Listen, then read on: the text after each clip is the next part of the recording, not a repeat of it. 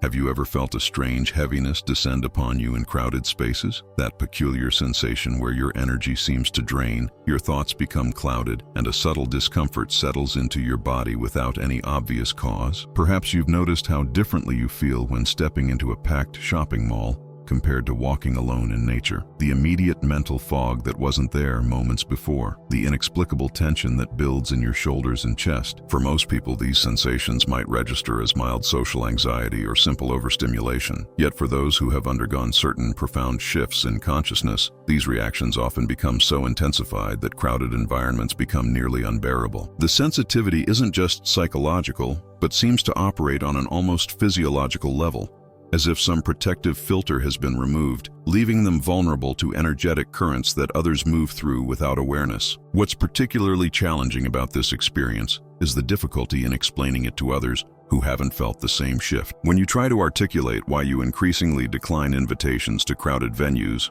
the words often sound irrational even to your own ears. The energy was too dense.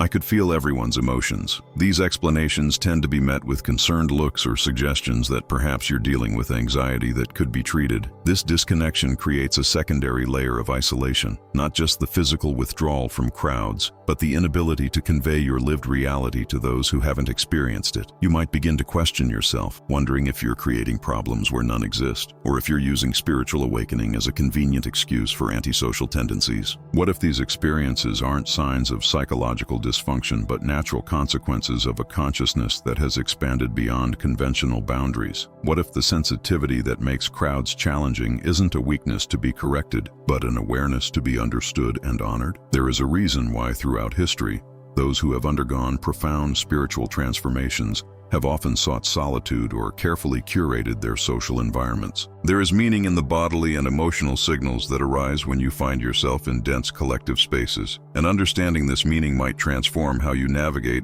not just crowded environments, but the entire relationship between your awakening consciousness and the broader social world. This is where Sigmund Freud's revolutionary insights into human psychology offer us a framework for understanding this phenomenon. While Freud himself might not have used the language of spiritual awakening, his penetrating analysis of crowd psychology provides profound insights into why heightened consciousness and crowd environments often exist in such tension. At the heart of Freud's understanding was his recognition that human beings are not the rational, autonomous individuals we imagine ourselves to be. Beneath our conscious awareness operates a vast unconscious realm driven by primitive instincts, repressed desires, and archaic patterns that we've learned to suppress in the interest of civilization. According to Freud, this suppression is necessary for social functioning, but it comes at a significant psychological cost, creating an ongoing tension between our deepest nature and the requirements of collective life. This tension becomes especially pronounced in crowd situations, where certain aspects of the unconscious are activated and amplified through what Freud called contagion, the tendency for emotional states to spread through groups without conscious transmission. For the spiritually awakened individual, this dynamic takes on special significance. What distinguishes spiritual awakening is precisely the thinning or dissolution of barriers between conscious and unconscious aspects of experience. The awakened person doesn't just think about the unconscious intellectually. They begin to perceive its operations directly, both within themselves and in the world around them. The rigid boundaries that most people maintain between their conscious self-concept and the deeper aspects of the psyche become more permeable. This permeability creates a greater wholeness, but also removes the protective filtering that allows most people to move through highly charged social environments without being overwhelmed by the unconscious currents flowing through them. In his analysis of crowd psychology,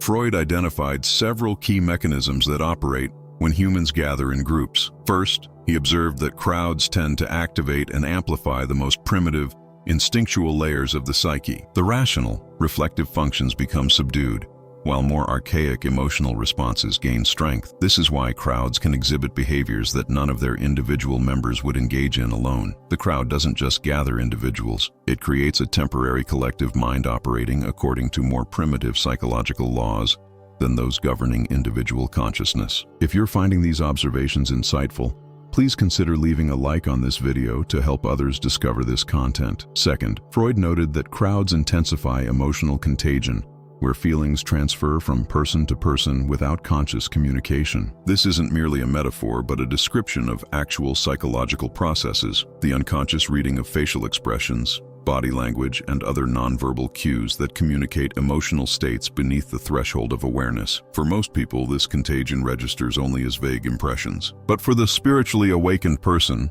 whose perceptual filters have become more permeable, these transmissions can be experienced with uncomfortable clarity, like whispers suddenly amplified to shouts. Third, Freud understood that crowds activate powerful unconscious forces around authority, belonging, and the surrender of individual identity, what he called the group mind. In crowds, we unconsciously seek to merge with the collective, temporarily relieving the burden of individual consciousness. For most people, this merging provides comfort and connection, but for the spiritually awakened person, who has done the difficult work of individuating and integrating disowned aspects of themselves, this pull toward unconscious merger can feel like a threat to hard-won psychological integration. Let me pause here for a moment because I need to ask you something that matters. Have you ever felt like you are living two lives at once? The one everyone sees, where you smile and function and pretend everything is fine, and the one inside your head, where you are struggling, confused, doubting every choice you make. That split, that exhausting performance of being okay when you are not, it is something Freud understood deeply. And I want you to know something. You are not broken. You are not weak. You are human. And what you are feeling right now, this exact struggle you are carrying, someone else watching this video is feeling it too. They are sitting there thinking they are the only one, just like you might be thinking right now. So I'm going to ask you to do something that might feel vulnerable, but it is important. Go down to the comments right now and type this exact phrase. I feel this. Just those 3 words. I feel this. You do not need to explain. You do not need to write your whole story. Just let those words be your voice today, because when you do that, something powerful happens. The person scrolling through these comments, the one who feels completely alone in their pain, they are going to see your comment. And for the first time in maybe days, weeks, or months, they are going to realize they are not alone either. Your 3 words might be the thing that helps them breathe a little easier tonight. This is not just about engagement. This is about connection. This is about breaking the silence that keeps us isolated in our suffering. Freud built his entire life's work on one simple truth. We heal when we speak what has been hidden. So speak it now. Go to the comments. Type I feel this, and know that by doing so, you are not just helping yourself. You are helping every single person who needs to know that what they feel is real, is valid, and is shared. Do it now. I will wait. Beyond these general principles of crowd psychology, Freud's work points to several specific reasons why spiritually awakened individuals might find crowds particularly challenging. One of the most significant relates to what Freud called repression, the psychological mechanism by which threatening or unacceptable thoughts, feelings, and impulses are pushed out of conscious awareness. Most people move through their lives with significant portions of their emotional and instinctual nature under repression. In crowds where emotional contagion is heightened, these repressed elements often become more active, creating a subtle but persistent psychological strain as the individual works to maintain repression in an environment that activates precisely what's being repressed. For the spiritually awakened person, this dynamic is especially significant because awakening typically involves facing and integrating previously repressed aspects of the self. The awakened individual hasn't eliminated their unconscious, no one can, but they've developed a different relationship with it, acknowledging elements that most people keep carefully partitioned away from conscious identity. This integration creates a greater internal harmony, but also means that the awakened person can more readily perceive the repressed material operating in others. A crowd, then, doesn't just present a mass of bodies, but a field of active repressions, projections, and unconscious processes that the awakened person perceives more directly than others. You already know this, but we're not ready to understand ourselves alone. The human mind is vast, complex, and often frightening to explore without guidance. If this content is helping you see yourself more clearly, if these insights about Freud's work are bringing light to parts of yourself you've kept hidden, then consider subscribing to this channel. This is not just another psychology channel. This is a space where we explore the depths of human nature together, where we take the most profound concepts from psychoanalysis and make them accessible, practical, and deeply personal. Every video here is designed to help you understand not just theory, but yourself, your patterns, your fears, your desires, the invisible forces that have been shaping your choices without your awareness. When you subscribe, you are making a commitment to yourself. You are saying that you are ready to look deeper, to understand more, to stop running from the truth of who you are. And I promise you this, I will be here every week bringing you insights that matter, explanations that actually make sense, and perspectives that can genuinely change how you see yourself and the world around you. This journey of self-understanding is not easy. Freud knew this. He spent his entire life mapping the human psyche precisely because he understood how lost we can feel inside our own minds. But you do not have to walk this path alone. Hit that subscribe button. Turn on notifications. Become part of a community of people who have decided that understanding themselves is worth the discomfort, worth the effort, worth the time. Because at the end of the day, the most important relationship you will ever have is the one with yourself, and that relationship deserves your attention, your curiosity, and your courage. So subscribe now, and let's continue this exploration together. Your future self will thank you for taking this step today. Another crucial factor involves what Freud called projection, the unconscious attribution of our own unacknowledged qualities or emotions onto others. In any social interaction, projection operates to some degree, as we unconsciously map our internal world onto the external one. But in crowds, this process intensifies, creating a complex field of projections where individuals are continuously projecting aspects of themselves onto the mass. For most people, this creates a mild background noise of psychological misinterpretation. For the spiritually awakened individual, however, who has developed greater sensitivity to projective processes, this field of projections becomes far more perceptible. They may find themselves involuntarily aware of the fears, desires, and emotions that others are unconsciously projecting into the shared space. The awakened person's sensitivity to projection extends beyond just perceiving others' projections to a heightened awareness of how crowds tend to become convenient screens for collective projection. Throughout history, crowds have often united around shared projections, whether positive ones like adoration of leaders, or negative ones like scapegoating of marginalized groups. For the spiritually awakened person, who has done the work of withdrawing and integrating their own projections, participation in these collective projection processes can feel like a regression or a betrayal of their own psychological development. If you're finding value in understanding these dynamics, please consider giving this video a like to help others discover this content. Beyond these specific psychological mechanisms, there's a broader tension that Freud's work illuminates between spiritual awakening and crowd consciousness. In his more philosophical writings,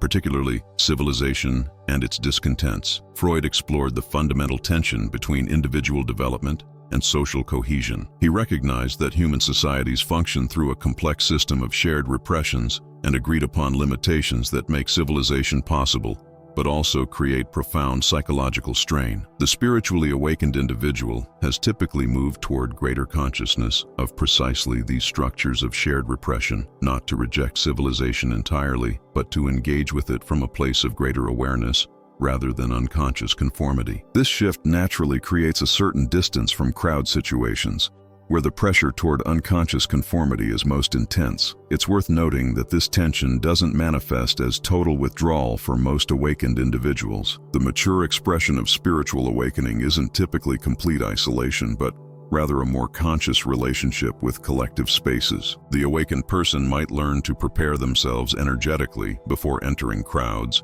to set clearer internal boundaries while participating, or to recognize when it's necessary to step away and restore their equilibrium. They may also discover that certain types of crowds, those united by genuine shared purpose or authentic collective creativity, feel quite different from those organized around more unconscious impulses. Share this video with someone who might be experiencing this heightened sensitivity to crowds. They may find valuable insight into experiences they've struggled to understand. This understanding suggests several practical approaches for the spiritually awakened person navigating a world that includes inevitable crowd experiences. First, it validates the reality of their heightened sensitivity.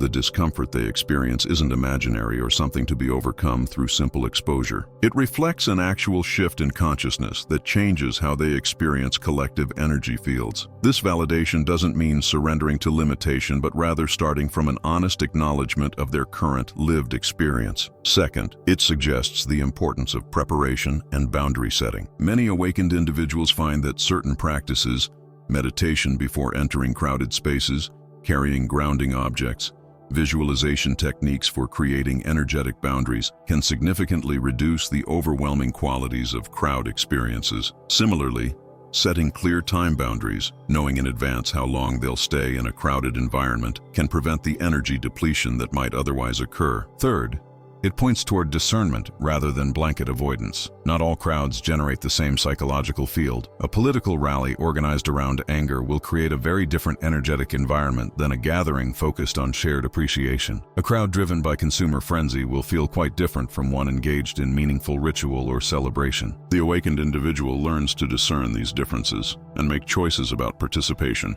based on the specific qualities of a gathering, rather than treating all crowds as equally challenging. As we conclude our exploration, it's worth considering how Freud's insights might transform our understanding of both spiritual awakening and social participation more broadly. Perhaps what we're witnessing in the awakened person's sensitivity to crowds isn't a problem to be solved, but an evolution of consciousness that reflects both the possibilities and challenges of human psychological development. The same permeability that allows for profound spiritual insight also removes the filtering that makes dense social environments manageable for most people. This isn't a flaw in the awakening process, but a natural consequence of the shifts in consciousness that awakening entails. This perspective invites a more compassionate approach to the relationship between individual consciousness and collective experience. Rather than seeing the awakened person's sensitivity as something to be overcome in the name of normal social functioning, we might recognize it as valuable feedback about the actual psychological currents operating in our collective spaces. Perhaps the discomfort that awakened individuals feel in certain crowd environments isn't merely their personal problem, but a signal about the quality of consciousness operating in those spaces, something that affects everyone,